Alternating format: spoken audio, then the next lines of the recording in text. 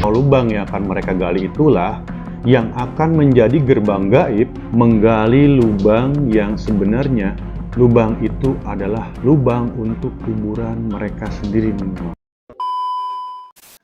Assalamualaikum warahmatullahi wabarakatuh. Welcome back to my channel Sigit NTS.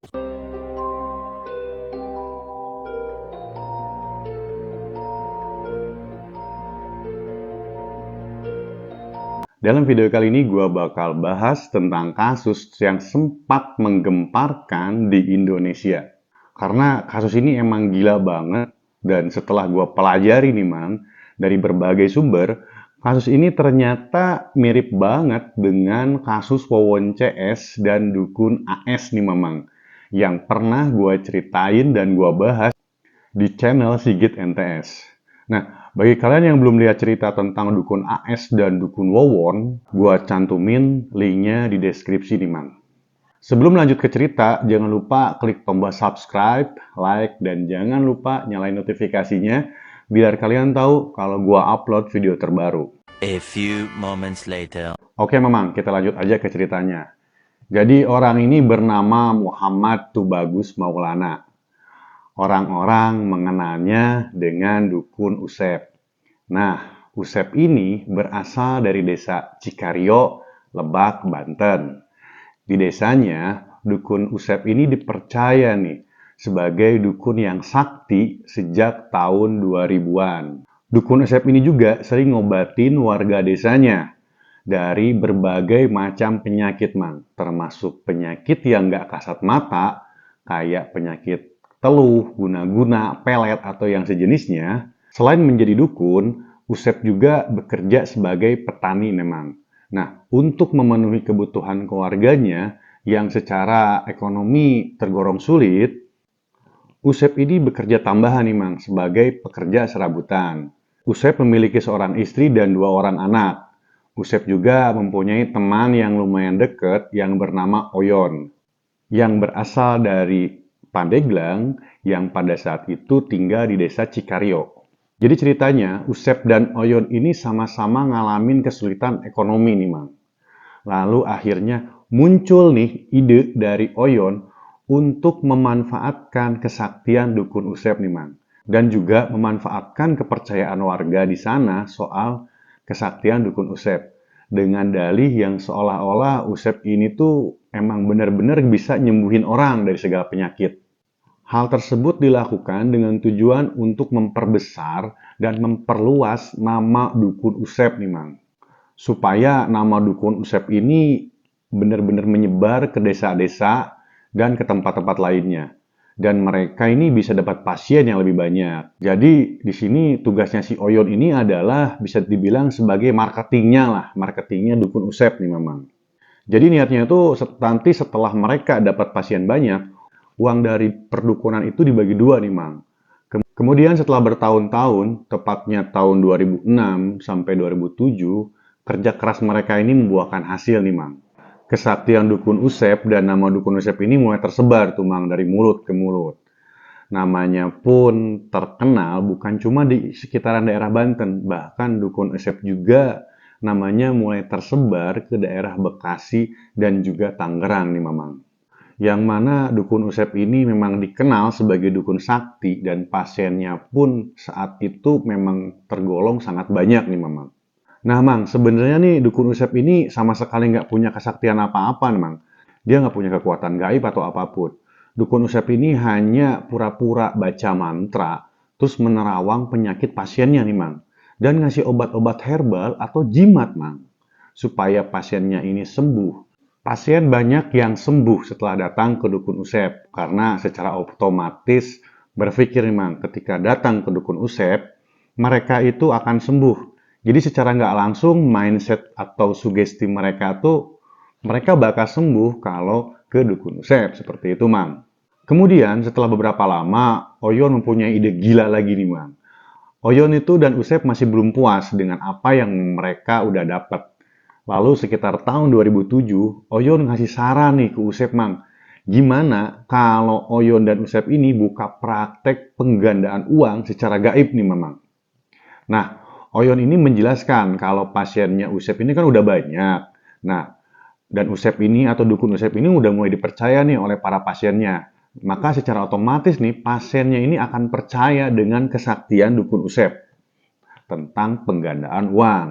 Dukun Usep tuh langsung sepakat dengan ide dari Oyon. Dan dukun Usep ini mulai menawari nih ke pasien-pasiennya kalau kesaktian dukun Usep ini bisa ngambil uang dan ngubah uang gaib menjadi uang asli.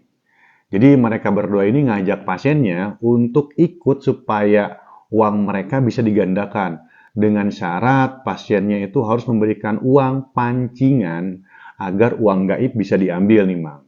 Dukun Usep juga ngasih tahu nih kalau ke pasiennya makin banyak uang pancingannya yang dia berikan, maka makin besar juga uang gaib yang bisa dirubah menjadi uang asli nih, Mang. Alias digandakan. Selain daripada itu, pasiennya juga harus menjalani sebuah ritual. Ritualnya ini rahasia. Dan setelah menjalani ritual, pasiennya itu hanya cukup menunggu saja nih, Mamang. Nah, Mang, sebenarnya nggak semua pasien dari dukun Usep percaya. Tapi ada juga sih yang percaya dengan apa yang ditawarkan oleh dukun Usep ini. Nah, untuk klien pertama mereka adalah warga desanya yang bernama Umron dan Solihin. Nah, jadi Umron dan Solihin ini adalah pemilik bengkel motor nih, Mang. Alasan mereka menerima tawaran dari dukun Usep adalah karena mereka ini terlilit utang bengkel nih, Mang. Yang jumlahnya puluhan juta, Mang.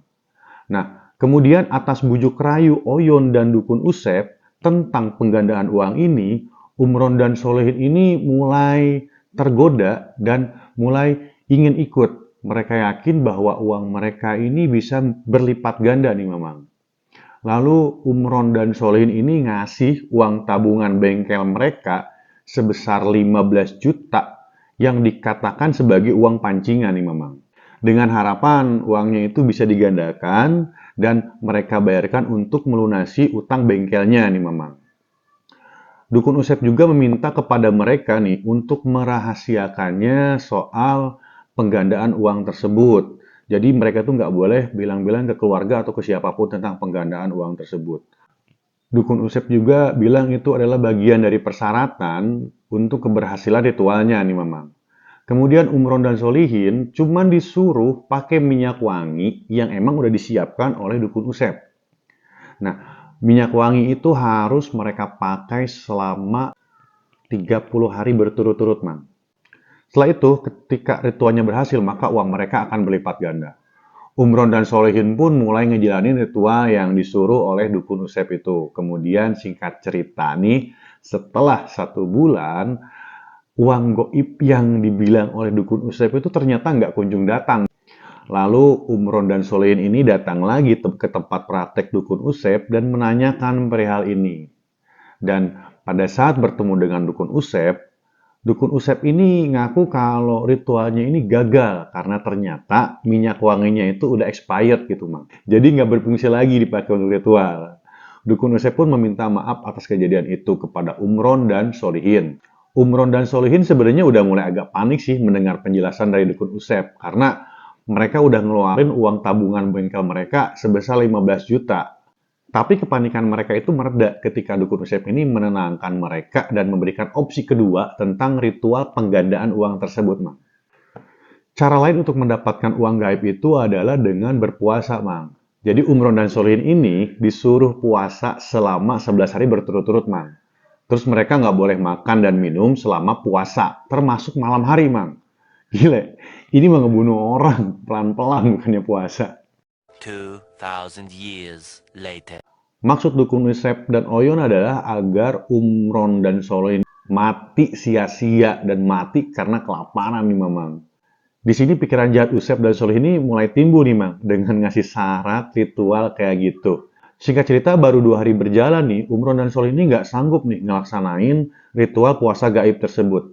Akhirnya mereka ini menyerah dan mereka pun mendatangi rumah dukun Usep. Tapi pas mereka sampai di rumah dukun Usep, mereka nggak nemuin dukun Usep dan Oyon. Umron dan Solihin mencari ke semua tempat, tapi mereka nggak menemukan dukun Usep dan Oyon. Mereka juga mendapat kabar kalau dukun Usep dan Oyon itu sedang pergi nih, Mang, keluar kota. Tapi nggak ada yang tahu kemana perginya dukun Usep dan Oyon ini, Mang. Ternyata Dukun Usep dan Oyon ini pergi ke Pandeglang yang merupakan kampung halamannya Oyon nih Mamang. Selama di Pandeglang, ternyata Usep dan Oyon ini udah mempersiapkan rencana untuk menghabisi Umron dan Solihin nih Mamang. Setelah semua rencana mereka dirasa cukup matang, Usep dan Oyon ini balik lagi nih ke desanya. Nah, setelah sampai di desa, Usep dan Oyon langsung ngelaksanain nih rencananya. Mereka langsung menyiapkan lubang di sawah yang terbengkalai dan sepi nih Mamang. Yang lokasinya juga nggak jauh dari rumah Usep. Setelah itu mereka tinggal menunggu nih kedatangan Umron dan Solihin. Nah, kedatangan Usep dan Oyon itu terdengar oleh Umron dan Solihin. Umron dan Solihin langsung pergi nih ke rumah Dukun Usep bersama 3 rekannya, Mang. Umron dan Solihin emosi karena Usep dan Oyon kabur dan nggak bertanggung jawab atas uang mereka sebesar 15 juta, Mang. Singkat ceritanya mereka ini datang nih sampai di rumah Dukun Usep. Di sana juga ada Oyon yang selalu bersama dengan Dukun Usep. Tapi emang rasa emosi Umron dan Solihin yang memuncak, akhirnya Umron dan Solihin itu langsung marah-marah di situ. Rasa emosi Umron dan Solihin ini seketika hilang, Mang, setelah mendapat penjelasan dari Usep dan Oyon. Usep dan Oyon ini meminta maaf nih kepada Umron dan Solihin. Lalu bercerita nih kalau mereka ini keluar kota untuk melaksanakan ritual gaib untuk Umron dan Solihin. Dukun Usep harus melaksanakan ritual itu dikarenakan Umron dan Solihin ini gagal melaksanakan sendiri ritualnya. Dukun Usep juga cerita nih kalau pada saat dia melakukan ritual, dia mendapat ilham atau gambaran kalau uang gaib itu sudah dekat dan bisa diraba nih Mamang. Tinggal merubah uang gaib tersebut menjadi uang asli. Dan Dukun Usep juga bilang nih kalau uang gaib itu bisa diambil melalui gerbang gaib nih Mamang. Pada awalnya Umron dan Solih ini nggak percaya sama yang dikatain Usep dan Oyon. Tapi setelah Dukun Usep dan Oyon menjelaskan dengan bujuk rayu mereka, akhirnya Umron dan Solihin ini percaya dan akan melaksanakan ritual selanjutnya nih Mamang. Kemudian tengah malamnya Dukun Usep dan Oyon membawa Umron, Solihin beserta 3 rekannya ke sawah terbengkalai yang sepi tadi nih Mamang. Tapi sebelumnya Dukun Usep nyiapin teh yang udah dicampur racun potasium nih Mamang. Ketika sudah sampai di lokasi, Dukun Usep dan Oyon membawa mereka ke depan lubang yang udah disiapin nih Mamang. Setelah sampai di hadapan lubang tersebut, Usep menjelaskan kalau gerbang gaib itu berada di dalam lubang itu, Mang. Dan di gerbang gaib itulah uang gaib bisa diambil kemudian berubah menjadi uang real atau uang nyata, Mang. Dukun Usep juga bilang kalau sebelum masuk ke gerbang gaib dan ngambil duitnya, mereka berlima ini harus minum teh yang udah didoain mantra nih, Mamang. Karena itu adalah salah satu syarat untuk memasuki gerbang gaib, Mang. Lalu mereka meminum teh dan mereka pun bertanya soal rasa teh yang memang beda dari biasanya. Tapi Usep itu dengan mudah menjawab kalau itu adalah pertanda kalau mantra yang dibacakan oleh Dukun Usep bekerja dengan baik. Nah, gak lama setelah kelima orang itu meminum teh yang dibawa oleh Dukun Usep dan Oyon, mereka pun mulai merasa panas dan pusing, bahkan sampai kejang-kejang nih Mamang. Salah satu dari mereka pun sempat nanya, kenapa hal itu bisa terjadi, Mang? Dan Dukun Usep cuma menjelaskan kalau itu adalah tanda kalau ritualnya berhasil nih, Mamang. Kemudian setelah itu mereka pun satu persatu jatuh dalam keadaan setengah sadar nih, Mamang. Dan disinilah Dukun Usep langsung ngelempar tubuh mereka satu persatu ke lubang yang tadi dan mengubur mereka dalam keadaan hidup-hidup, Mang. Setelah selesai mengubur kelima orang tadi, Dukun Usep dan Oyon pun balik. Dan memang karena keadaan di sana sepi, jadi nggak ada saksi yang melihat kejadian itu Mamang. Kemudian pihak keluarga kelima orang tadi nggak curiga terhadap Dukun Usep maupun Oyon nih Mang. Karena ternyata Umron dan Solin itu masih merahasiakan soal penggandaan uangnya ke Dukun Usep, Mang. Jadi mereka ini berhasil nih melakukan ini semua bahkan tanpa ada yang curiga. Nah, karena nggak ada yang curiga, akhirnya Dukun Usep dan Oyon ini mulai berpikir nih, kalau ternyata gampang banget nyari uang dengan jumlah yang besar dan dengan cara kayak gini nih, Mamang. Kemudian mereka mencari korban selanjutnya nih, Mang. Nah, 2 bulan kemudian, Dukun Usep dan Oyon ini bertemu dengan target barunya, Mang. Orang itu bernama Anton, Nasrun, dan Samali. Mereka itu orang Tangerang dan mereka bertiga ini merupakan pasiennya Dukun Usep nih, Mang. Dan ketika Dukun Usep menceritakan tentang uang gaib tersebut, akhirnya mereka bertiga ini tertarik, Mang. Nah, Mamang, singkat ceritanya, Anton, Nasrun, dan Samali ini tertarik dan mau mengikuti ritual penggandaan uang gaib nih, Mamang. Mereka pun memberikan uang sebesar 15 juta sebagai uang pancingan, Mamang. Setelah mereka memberikan uang 15 juta, Dukun Usep dan Oyon menjelaskan tata cara ritual yang kudu dijalanin, Mang. Kemudian mereka bertiga juga harus merahasiakan tentang penggandaan uang ini demi keberhasilan ritualnya, Mang. Selain daripada itu, mereka juga harus menyiapkan kembang 7 rupa dan dibawa pada saat ritual. Setelah mereka mendengarkan syarat dan cara ritualnya, mereka disuruh pulang nih, Mamang. Dan harus datang kembali pada pukul 12 malam dengan membawa kembang 7 rupa nih, Mang. Nah, Mang, singkat cerita, pada pukul 12 malam, mereka yang bertiga ini datang nih ke rumah Dukun Usep. Di sana udah ada Oyon menunggu, Mang. Kemudian mereka menambahkan modal uang pancingan dan memberikannya kepada Dukun Usep sebesar 5 juta rupiah nih, Mamang. Jadi total uang pancingannya sebesar 20 juta rupiah. Niatnya itu biar hasilnya makin gede nih, Mang.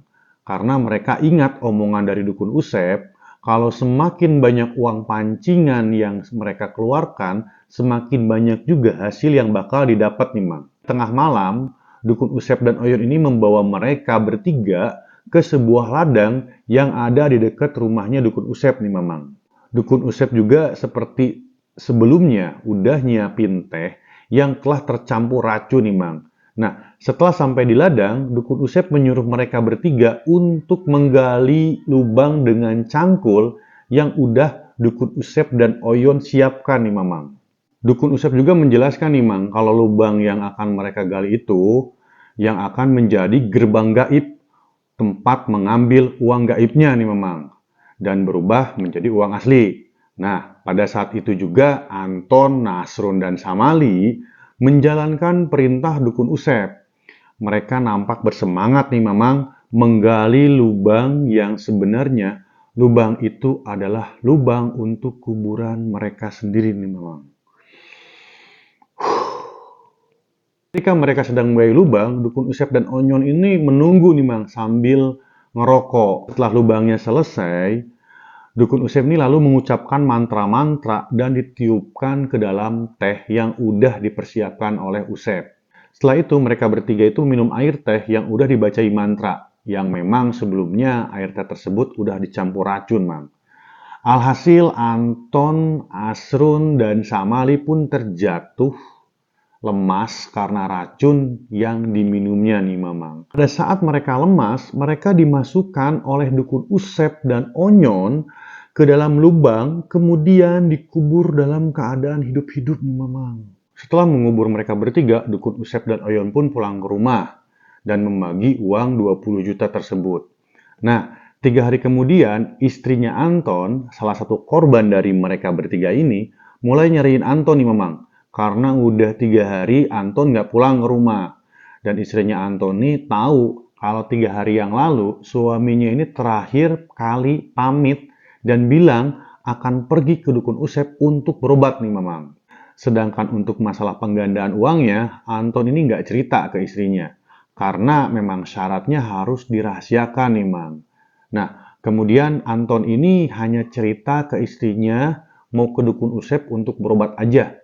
Bukan cerita untuk menggandakan uang nih, Mamang. Kemudian istrinya Anton ini pergi ke kantor polisi untuk melaporkan suaminya yang hilang udah 3 hari. Kemudian polisi menginterogasi istrinya Anton dan didapati keterangan kalau suaminya itu pamit dan pergi ke rumah Dukun Usep. Setelah pamit untuk pergi ke Dukun Usep, suaminya nggak pernah kembali. Dan berdasarkan keterangan dari istrinya Anton, polisi lalu mendatangi rumah Dukun Usep dan menanyakan keberadaan Anton. Pada saat polisi datang dan bertanya tentang Anton, Dukun Usep ini kelihatan panik dan gugup nih, Mang. Polisi curiga dengan sikap dari Dukun Usep ini, Mang. Lalu polisi melakukan teknik interogasi khusus dan ternyata pengakuan Dukun Usep berubah-ubah nih, Mamang. Hal ini yang membuat polisi lebih yakin nih Mang, kalau ada yang disembunyiin oleh dukun Usep tersebut. Sampai pada akhirnya dukun Usep ini menyerah dan tidak bisa berbohong lagi nih Mang.